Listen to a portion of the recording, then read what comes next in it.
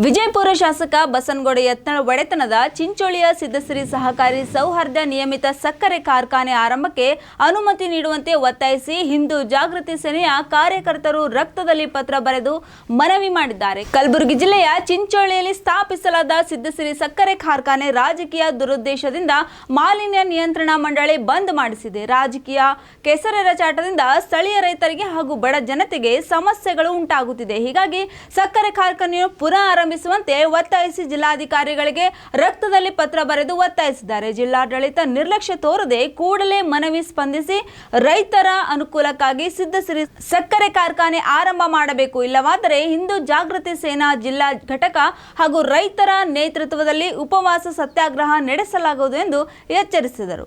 ರೈತರ ಅನುಕೂಲಕ್ಕಾಗಿ ಪ್ರಾರಂಭ ಆಗಿರತಕ್ಕಂಥ ಚಿಂಚೋಳಿಯ ಸಿದ್ದಶ್ರೀ ಸಕ್ಕರೆ ಕಾರ್ಖಾನೆಯನ್ನು ಇವತ್ತಿನ ದಿವಸ ಮಾಲಿನ್ಯ ನಿಯಂತ್ರಣ ಮಂಡಳಿಯವರನ್ನು ರಾಜಕೀಯ ದುರುದ್ದೇಶದಿಂದ ನಾನಾ ಕಾರಣಗಳನ್ನು ಹೇಳಿ ಶುಗರ್ ಫ್ಯಾಕ್ಟರಿಯನ್ನು ಬಂದ್ ಮಾಡಿದ್ದಾರೆ. ಇದು ಸಂಪೂರ್ಣವಾಗಿ ರೈತರ ಹಾಗೂ ಕೂಲಿ ಕಾರ್ಮಿಕರ ಹಾಗೂ ಉದ್ಯೋಗ ಯುವಕರ ಮೇಲೇನಾಗದ ಹೊಟ್ಟೆಯ ಮೇಲೆ ಒಂದು ತಣ್ಣೀರು ಬಟ್ಟೆ ಹರಿಸಿದಂಗೆ ಆಗ್ಯದ. ಯಾಕಪ್ಪ ಅಂತ ಕೇಳಿದ್ರೆ ಇವತ್ತು ಚಿಂಚೋಳಿ ಸಕ್ಕರೆ ಕಾರ್ಖಾನೆಯನ್ನು ನಂಬಿ ನಮ್ಮ ಚಿಂಚೋಳಿಯ ರೈತರಾಗಿರ್ಬೋದು, ಕಾಳಗಿ ತಾಲೂಕಿನ ರೈತರಾಗಿರ್ಬೋದು ಹಾಗೂ ಸುತ್ತಮುತ್ತಲಿನ ಹಳ್ಳಿಯ ರೈತರು ಇವತ್ತು ಸಾಲ ಸುಳ ಮಾಡಿ ಇವತ್ತು ಕಬ್ಬು ಬೆಳೆಯನ್ನು ಬೆಳೆದಾರೆ. ಇವತ್ತು ಇನ್ನೇನು 1 ತಿಂಗಳು 2 ತಿಂಗಳಲ್ಲಿ ಕಬ್ಬನ್ನು ಕಟಾವು ಬರುವಂಥ ಸಂದರ್ಭದಲ್ಲಿ ಇದನ್ನು ರಾಜಕೀಯ ದುರುದ್ದೇಶ ಇಟ್ಟುಕೊಂಡು ಮಾಲಿನ್ಯ ನಿಯಂತ್ರಣ ಮಂಡಳಿಯವರೇನೇ ಶುಗರ್ ಫ್ಯಾಕ್ಟರಿಯನ್ನು ಬಂದ್ ಮಾಡಿದ್ದಾರೆ. ಇವು ಸಂಪೂರ್ಣವಾಗಿ ರೈತ ವಿರೋಧಿ ನೀತಿಯನ್ನು ಅವರು ಅನುಸರಿಸತಕ್ಕಂಥ. ಅಲ್ಲದೆ ರಾಜ್ಯ ಸರ್ಕಾರ ಕೂಡಲೇ ಚಿಂಚೋಳಿ ಹಿಂದುಳಿದ ತಾಲೂಕಾಗಿರ್ತಕ್ಕಂಥ ಚಿಂಚೋಳಿಯ ರೈತರ ಅನುಕೂಲಕ್ಕಾಗಿ ರೈತರ ಹಿತದೃಷ್ಟಿಯಿಂದ ಏನು ಮಾಡಬೇಕಪ್ಪ ಅಂದ್ರೆ ಕೂಡಲೇ ಸಕ್ಕರೆ ಕಾರ್ಖಾನೆಯನ್ನು ಪ್ರಾರಂಭ ಮಾಡಿಸಬೇಕು.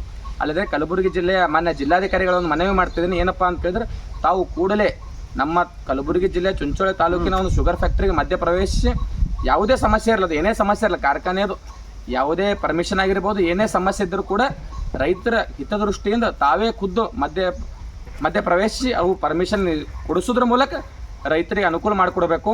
ಈಗಾಗಲೇ ನಾವು ಮಾನ್ಯ ಜಿಲ್ಲಾಧಿಕಾರಿಗಳಿಗೆ ಮೊನ್ನೆ ಚಿಂಚೋಳಿಯಲ್ಲಿ ಸಾರ್ವಜನಿಕವಾಗಿ ಏನು ರೈತರ ನೇತೃತ್ವದಲ್ಲಿ ಹೋರಾಟ ಮಾಡಿದ್ದೇವೆ. ಅದೇ ರೀತಿ ಇವತ್ತು ರೈತರ ಹೊಲದಲ್ಲಿ ಕಬ್ಬು ಏನು ಬೆಳೆದಾರ ರೈತರು ಅವ್ರ ಹೊಲದಲ್ಲೇ ಕುಂತು ಇವತ್ತು ಮಾನ್ಯ ಜಿಲ್ಲಾಧಿಕಾರಿಗಳು ಇವತ್ತು ರಕ್ತದಿಂದ ಮನವಿ ಪತ್ರವನ್ನು ಬರೆದೇವೆ. ಈ ರಕ್ತದ ಮನವಿಯನ್ನು ಪರಿಗಣಿಸಾದರೂ ಕೂಡ ತಾವು ರೈತರ ಹಿತದೃಷ್ಟಿಯಿಂದ ಸಕ್ಕರೆ ಕಾರ್ಖಾನೆಯನ್ನು ಪ್ರಾರಂಭ ಮಾಡಬೇಕು.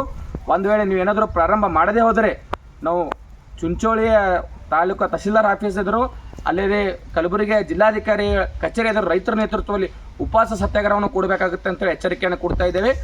ಈ ನೀವು ಪ್ರಾರಂಭ ಮಾಡದೇ ಹೋದರೆ ತಾಲೂಕಿನಲ್ಲಿ ರೈತ ಆತ್ಮಹತ್ಯೆಗಳು ಹೆಚ್ಚಾಗ್ತವೆ, ರೈತರು ಸಾಲದಿಂದ ಬಳಲುವಂಥ ಪರಿಸ್ಥಿತಿ ನಿರ್ಮಾಣ ಆಗುತ್ತೆ.